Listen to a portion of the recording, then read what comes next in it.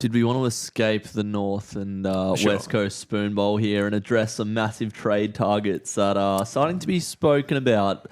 You know, we've just had a bit of a buy round. Nazai Wanganeen Miller has gone back to South Australia. A lot's been made of him hanging out with Jace Burgoyne and Jason Horne-Francis. I think Naz will stay. What do you reckon, Dill? Yeah, I mean, I suppose like most of... With Nazai Wanganeen Miller, it's not really one of those ones where it's... club needs player, we're going after player. It's just attacking the fact that he's South Australian, and he's very, very, very good at football. He's a top end player. Yeah, absolutely. Yeah, any team, he would make any team better. I think he's he's a rare talent. As far as do I think he will go? You know what? I actually don't think he will. I feel like what St Kilda are building there. I think they have they've got this sort of camaraderie in that small club mentality that they have similar to North, and they're sort of building something there. So I don't see him wanting to jump ship on them. It does feel like they are building something there. Another big fish they're looking to land is Tom De Koning, who Max Gawn the other day said could be the GOAT ruckman, has the full package. His form ever since Carlton's form has been down, and all this talk about TDK's contract, $12 million is being thrown up at St Kilda, a massive deal compared to what Carlton are offering him via reports. It just looks like his head's dropped a little bit at Carlton ever since, I reckon, particularly in that GWS game. He just didn't want it. Do you think TDK to St Kilda is a done deal, Jesse?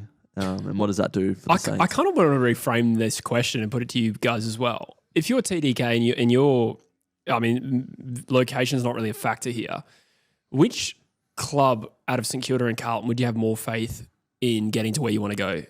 I reckon St Kilda are a better place. I think you would. Again, this comes back to that earlier conversation, though, right? Do you trust the club in Carlton, the big club? Do you go with that, or do you trust that? Should you though? Both of them are unsuccessful in the last 20 to 30 years. Yeah, none of them are won premierships, so you're not banking on recent history. But Carlton have a bigger fan base. They have more resources than St Kilda. Do you have no confidence in that Carlton club dynamic? No, not at all. And I think you look at the St Kilda sort of coaching that they have there. Some really high-level guys. Ross Lyon. I think it's Corey Enright there. I'm probably missing a couple. There's Robert Harvey involved as well. So they've got some really great footballing minds there that I think are going to move the needle for St Kilda in years to come. And I really think we are starting to see St Kilda. I think the big question there isn't about the big club, small club thing or the who do you think's better placed though. This one's going to be a pure money decision because Carlton have got themselves into that situation financially where they've got so much money tied up in certain players. You know, we talk about this and overpaying players. This is that example where it's caught up with Carlton, putting too much money into lower end players, Zach Williams, these types that they've recruited from other clubs, and now it's the bubbles burst, really, hasn't it? Because isn't he going to be offered something like double the amount of money that he would be on at Carlton if he I think it's like $5 million more for the same amount of time. That's a huge factor. It's a massive factor. It's like, in some ways, it's the only factor when it's that amount of money. Yeah, I agree. If the gap is that wide, yes, that is probably the only factor worth really considering. There's another side to this, though. Why is St Kilda doing this? I'm not at all discounting TDK's talent, but it almost feels like St Kilda kind of want to land a big fish for the sake of it a little bit with this. Given the ruck is not really a position of need for them. I would have thought Rowan Marshall is perfectly acceptable. I don't really remember how old he is, but still. He's 28. 28. That's still, I'd say that's still young enough. Look, Finn Callahan makes sense for St Kilda, I think, as a point of difference to that team. TDK adds a point of difference, but I wonder if this is a bit of a Sean Darcy, Luke Jackson scenario here. Yeah. Could be, and you don't want to get tied up in that one. Mind you, as a Freo fan, you'd probably prefer Luke Jackson. Yeah, I'd prefer like a single ruck. So, to be honest. There was just a news article that flashed up that said, Harley Reid still happy at West Coast. I'm glad that's breaking news. But he is one that seems to be happy at West Coast. Jesse, you're probably best placed to talk about this one, but I think every club in the AFL would be stupid not to throw their hat in the Harley Reid ring. Hawthorn, Geelong, Richmond, Essendon all circling. I think it's more likely that he sort of stays in the short term, but what do you make of that?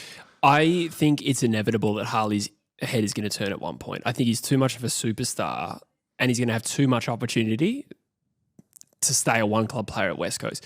I've never really felt too worried about the fact that he'd leave early, although we did start the season poorly and there was some doubt around that. But for me, I think an important thing to say here is respectfully, and we've probably, given a clip to a few clubs here, but I'm not concerned about Essendon chasing Harley Reid. Yeah. I am concerned about Geelong, Hawthorn or Collingwood because they tend to get the players that they want.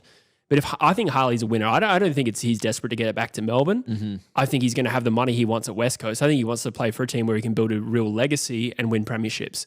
And with all due respect for Essendon, they're a proud club with a proud history.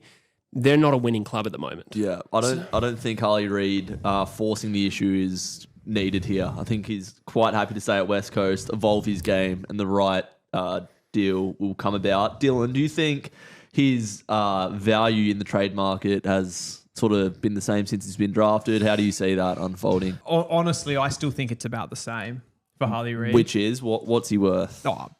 The most of any player, really, that you could possibly have. The most valuable player in the AFL? Pretty much. Wow. Yeah, I see him in that vein. I don't think his capital... he's definitely had a year this year that hasn't been as maybe exciting, or it just hasn't exceeded the expectations of what he put down in that first year. I suppose that's like a bit of just a negative for him, but I don't think clubs see him any differently. I think back to what Jesse was saying with like whether he leaves, the only thing that I would say back to that is I feel like he either leaves now in the short term or he just sticks it out, right? If he's making a rational decision of who's going to be the more successful team, it's not West Coast in the short term. But you would trust West Coast to get it right in the medium to long term. So you stick around for that.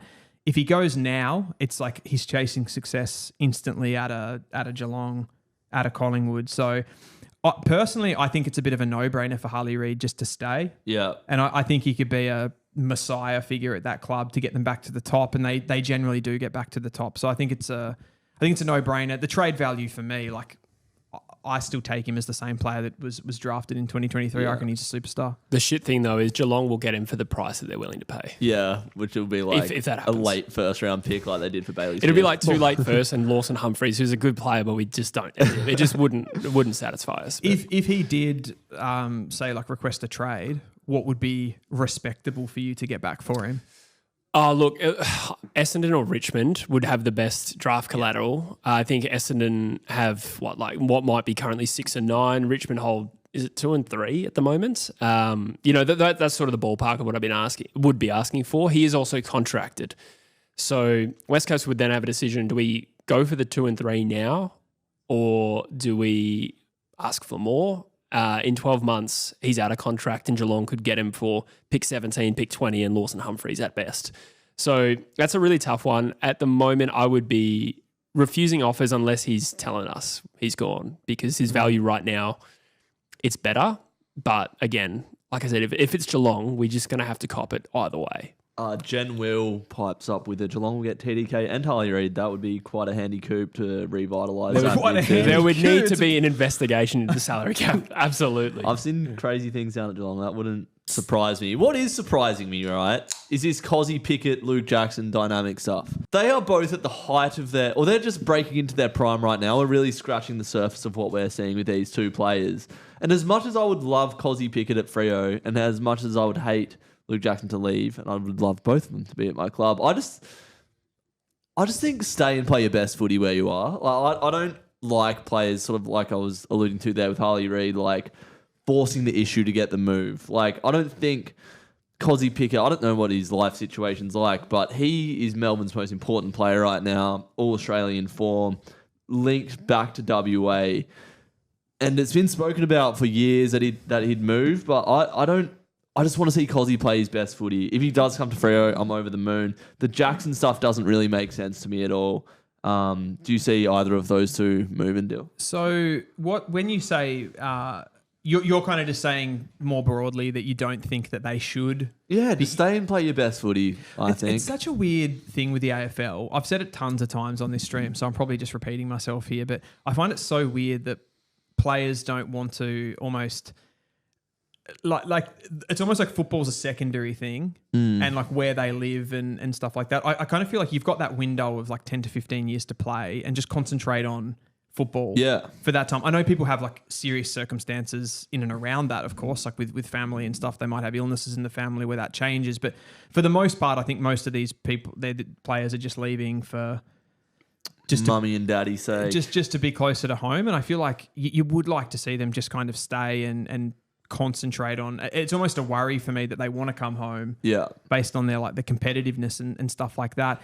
Do I think this is going to happen? I think Cozzy for Jackson would just be a straight swap with maybe some weird late picks. I feel like that would be such a win for Freo.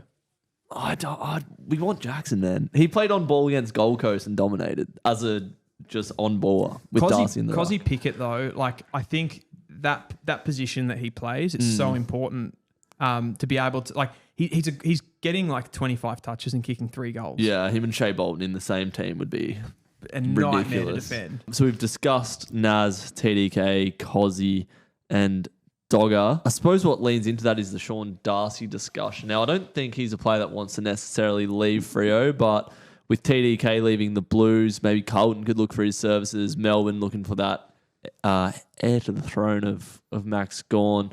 Richmond, West Coast in need of a ruck, and potentially Adelaide. I don't see Darcy going anywhere but Geelong. If he is to go anywhere, that's where I see most likely, but we're just going to have to see how this season unfolds. I'm going to throw back to you quickly, Drews, here. Like, how good do you think Sean Darcy actually is as a ruck? Because I think before Luke Jackson went to the Dockers, I thought he was he's not a generational ruck, is he? He's not that type of player. I don't think he takes like a lot of contested marks around the ground. He's not a big... See, in 2022, which was his best and fairest year when we made finals, he was that player. He could take marks around the ground. You could put him forward and he could take contested marks. But in the last couple of years through injury, he hasn't been able to provide that for us.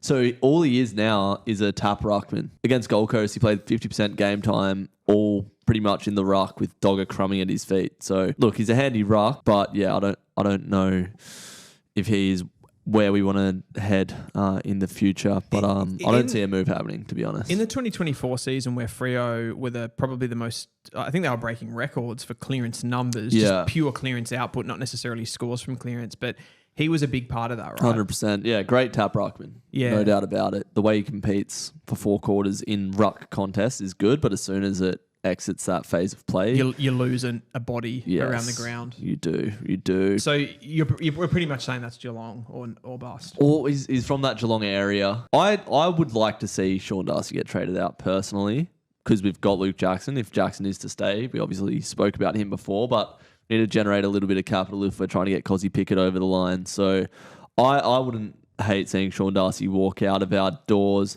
Do you think there's an argument that the Cats would actually look at a player like Sean Darcy and go, it's not really in our DNA? Like we've always had that. They've kind of always had that hit out loss percentage being pretty low, carrying a guy like Stanley, who is pretty athletic around the ground. He signed an extension, if I'm not making that up. I feel like he signed a 1-year extension. Must put him at like 35 or 36. They always flirt with dropping him out of the team though. Like I feel like every year there's a period where he goes out of the team. They play him in the VFL and then he comes back and everything's okay again. Yeah. What's Toby Conway up to? Because he had a pretty fairly strong start for such a young ruck. Yeah. Is he in the team at the moment? I've lost track. No, I didn't think so. 2 twin towers at Carlton are being shopped around by AFL media at least. I don't know if there's any substance to that, but Curnow has been linked to Sydney and Hawthorn, as has Harry Mackay. What do you make of Mackay and Curnow? I think they'll both stay, surely. If I'm Carlton, I'm desperate to keep both of them. Yeah, really? 100%. Yeah. I think with Carlton as a club, I don't think there is the same value for high draft picks. You know, they don't have that proven ability to nail them. I'll throw this back to you. Who would you rather keep, TDK or Harry Mackay? TDK. Yeah. So I would agree if it's a choice, but is it a choice? I suppose you could say that maybe Carlton can't match what St Kilda are offering. Yeah. From that premise, and that's a fair point. But I suppose the root cause of Carlton's problem in not keeping TDK is the salary cap, right? Yeah. Which Harry Mackay could free up, and then they could potentially say to TDK, we can offer you more money if we're able to get him off the books. I think the other thing there is just globally, I think the way that the game is going, do you need 2 key position forwards of that quality of Curnow? I think you definitely need one of them, but do you need 2 of them? And is it wise to keep that much capital in that area of the ground when other teams are maybe dispersing their talent in different ways. It depends what you do with that capital. I'm not sure I trust Carlton to take those picks to the draft and nail them, to be honest. Yeah. But look, I still think 2 key forwards is ideal. I mean, there's so many injuries in our game. Like, how many times are they going to play together every week? I think there's to allow for that. And certainly at West Coast, off an era where we had some dominant key forwards, they usually traded weeks where they were dominant, and it just gave the opposition defenders an extra person to think about. From that point of view, I think there's logic to it. But like you said, if it comes down to a choice between there's the opportunity cost of TDK, that does change the equation for me. Yeah. I just feel like maybe they could float one of them, and even if it maybe attracted one of the other big fish that we're sort of talking about here, in like if a Harley Reid's on the table, if a Zach Butters is on the table, maybe that moves the needle a little bit for a player that would be elevate them as a club better. Agreed. I was just thinking like a first rounder for Harry McKay. I think that's a real not a win. And then particularly in this draft, which looks a bit more. Yes. So a bit of a ruck merry-go-round with Darcy, TDK, Jackson. Another one that you've got listed here, Dill, is Rowan Marshall. Could we see movement there? Or I think so. Rowan Marshall is more around, I think, the TDK conversation, and contractually, I think his contract might be up at either the end of this year or the end of next year. Right. I don't think there's any particular links to any other clubs, but could you guys see him? I don't know. Could you see another club? Maybe like, again, a Geelong who doesn't have that sort of primary ruck going after someone like that, particularly if they could get him at like a discounted rate. I feel like there's a couple dominoes that need to fall first. I don't see Rowan Marshall leaving this trade period personally. I don't think that'll Imagine happen. if the Saints didn't get TDK and then they also lost Rowan Marshall. And then we were saying, like, did they really need TDK? And Messiah. Yeah. One of the biggest fish, which we haven't discussed yet, is Zach Butters. Now, I think he's gone on record to say that he will see out the end of his contract, which runs to the end of 2026. But Vic clubs are sniffing, particularly the Bulldogs, from what I've heard. But pretty much every Victorian club would be silly not to throw your hat in the Zach Butters ring, because he's one of the best players in the comp. Yeah, I think I said either last week off camera or on camera to you, Dylan, this would be the biggest recruit the Western Bulldogs have ever traded for, I would have thought. I don't think there's another example that comes close. I mean, the only Tom Boyd, maybe? Tom Boyd was, I think he was big, like not as in the player. Yeah. But it was the moment, because the Western Bulldogs had gotten fed up with that Giants recruiting model, which was like they saw it as like stealing all of their players. They took their captain in Ryan Griffin, if you remember back to the beginning of that. And I feel like the Dogs Callan with Ward. Boyd, Callum Ward as well. So they wanted to get one back on them. So they specifically went after Boyd, and they probably even paid a bit too much. But the only other one I can think that you would throw in that same category is like an Adam Treloar, who came in. I think he was like I know he was maybe wasn't at the peak of his powers, but he was one that was caught up in that Collingwood sort of salary dump period, wasn't he? Where they had to get him off the books with Brodie Grundy. Yeah, it was. That was probably the turmoil was more around Collingwood's treatment of Treloar rather than the Bulldogs. And the component of it was being able to absorb the salary as well. And if I'm not mistaken, evolved fairly late in the piece. So I would contrast that to being able to land like a big fish that Collingwood, Geelong, Carlton presumably are interested in, you know. For sure. And again, it comes back to that conversation around the small Victorian clubs. And would a player like Butters, he grew up supporting the Western Bulldogs. I think that's the biggest link. The fact that he's from that western part of Melbourne. He's from Bacchus Marsh, which is country west.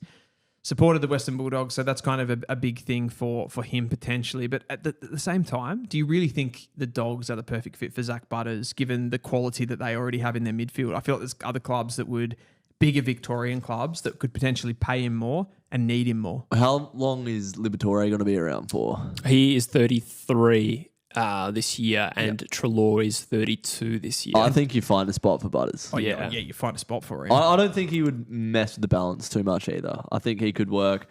A player that is on the way out of the Dogs is Jamari Ugle-Hagan, a player that has bundles and bundles of talent if he can dedicate himself to a football club. We've seen him tear games apart in the past. Got lost in the sauce a bit as a number one pick in the big smoke of Melbourne. Bit of talk about him going to Sydney, which he shut down. With Tom Morris, bit of beef there. What do we see happening with Jamara Dill? What do you think? Yeah, I feel like him shutting down that was more, he didn't want to give Tom Morris the power, right? It was a bit of a petulance. Yeah, it was a little bit more like, you don't know what I'm doing. As far as who could he improve, I think Sydney are probably one of the few teams that he would go into and absolutely improve, given the fact that they've struggled with tools in recent years. I don't really rate this guy though. Go on now. Sorry? Talent is there. Yeah, but okay, what do you look for in a key position forward? The qualities that I think are the most important in a key forward are work rate, competitiveness, endeavour. When you're talking about desire and application, you're 100% right. But aerial abilities there. I think his finishing's there. His attack on the ball is there. Yeah, general athleticism. Yeah. All of that's there. But you're going after his like work rate, toughness, which at the moment... I just think for the position, it's such a fundamental. Like if that was a talented mid, I feel like there would be more upside for me. Yeah, so that's kind of where I sit with Jamara. I feel like even before all of this, off-field turmoil happened, he's a talented player, but I don't know if he's actually that functional as a key position forward in the modern era. That's my take on it. I know other people would see more upside in it. So that's just where I sit. I think he could help certain clubs, but not ones that already have established good key Maybe position. not the main man, Jamara, but I think if the pressure's off him at a club like at Sydney particularly, they've always had that pivotal key forward. You just know if he went to someone like Geelong, he'd be a superstar. 100%. I think he's got a lot of upside, and whoever picks him up is going to be a lucky club if they can get his off-field stuff right. He just spent time in a health retreat, it was reported. Another big key forward on the market is Oscar Allen, Jesse, your boy, been largely linked to Hawthorn. Sam Mitchell met with him. It's been well documented. Brisbane also on the card. West Coast probably in the position to get that draft capital. How do you see this? Yeah, I think the prospect of Oscar Allen leaving is very real. As I said at the time, it was a big shitstorm in Perth in the terms of the media. I don't know how much that was clear over here, but a lot of criticism. Oh yeah. It was? Yeah. Regardless, on Oscar Allen specifically, I think West Coast has looked at this deal with Oscar Allen, and against the backdrop of a period where West Coast had given out inflated contracts as a bit of a strategy to reward players who played well, probably followed the Geelong model a little bit, long cushy contracts for players, keep that group together and refresh around them. That strategy just completely blew up in West Coast face. So I think they're looking at someone like Oscar Allen who has a bit of a checkered injury history. There's also the fact that the very real prospect that West Coast could get picked to if Oscar Allen signs a deal worth Band 1 compensation with, say, Brisbane or Hawthorn. So I think West Coast is engineering the possibility of Oscar Allen leaving a little bit more than has been suggested. I think there's a bit of lowballing there. And I think I'm a little bit grey as to whether that's the right move. But West Coast have some key forward talent and are desperate for talent in other parts of the ground. So I'm one that feels with this for West Coast, the club is doing the right thing for the club. Yes. In this case, I do think that the whole media, you touched on it there, but the whole media part around Oscar Allen's input was really unfair on him. Because I reckon they were lowballing him, and I reckon he was just exploring his options as anybody would that wants to get a contract and keep playing footy, right? So, but didn't Bont meet with Collingwood around that same time? Like nobody cared about that. No, it was. I think it was grossly unfair on Allen. But as far as what West Coast are doing, if they can get Band 1 compensation for him, that is just a no-brainer. We hope you enjoyed this clip from our weekly live show, Footy from the Flat. Make sure you're there live this Saturday night to tune in as we watch Dylan's North Melbourne take on Drewsy's Fremantle.